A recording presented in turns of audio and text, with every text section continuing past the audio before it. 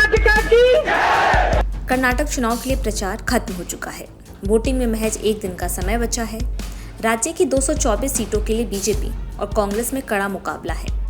दोनों पार्टियां जीत के लिए जीतोड़ कोशिश कर रही हैं, लेकिन असल में जीत किसकी होगी, ये जानने के लिए आपको कर्नाटक चुनाव की इन 4 थ्योरीज को समझना होगा, जो नतीजों से पहले ही कर्नाटक की जनता का मन पड़ चुकी है। कर्नाटक की थ्योरी नंबर 1, कर्नाटक की 224 सीटों में से 144 सीटें ऐसी हैं जहां कांग्रेस और बीजेपी के बीच सीधी टक्कर होती है। 2018 में बीजेपी 144 सीटों में से 85 सीटें और कांग्रेस 59 सीटें जीती थी।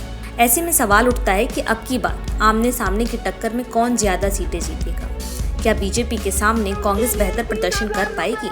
कर्नाटक की थ्योरी नंबर 2, कर्नाटक की 55 सीटें ऐसी हैं जहां पिछले 3 चुनाव से एक बार बीजेपी तो एक बार कांग्रेस जीत हासिल करती है। पिछले चुनाव में इन 55 में से 40 सीटें ऐसी हैं जिन पर बीजेपी का कब्जा था। अगर पिछला ट्रेंड जारी रहा तो इन सीटों पर बीजेपी को नुकसान हो सकता है और कांग्रेस जीत सकती है। ऐसे में अब देखना होगा कि ट्रेंड बदलता है या जारी रहता है। कर्नाटक की थ्योरी नंबर 3, कर्नाटक की 224 सीटों में से 29 सीटें ऐसी हैं जिन्होंने चुनाव में हर बार नया विजेता चुना है।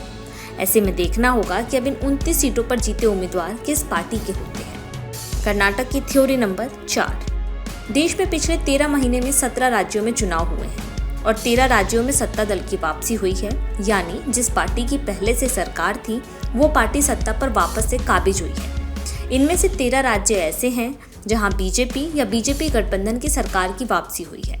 बाकी 4 राज्यों में सत्ता का बदलाव हुआ है और इनमें से हिमाचल भी एक राज्य है जहां कांग्रेस ने जीत हासिल की थी। आपको बता दें कि 1985 के बाद यानी पिछले 38 सालों में कर्नाटक के मतदाताओं ने हर 5 साल पर सरकार बदल दी है। अब देखना होगा कि क्या इस बार रिवाज बदलेगा और बीजेपी की सत्ता में वापसी होगी या फिर रिवाज कायम रहेगा और कांग्रेस को सत्ता की चाबी मिलेगी।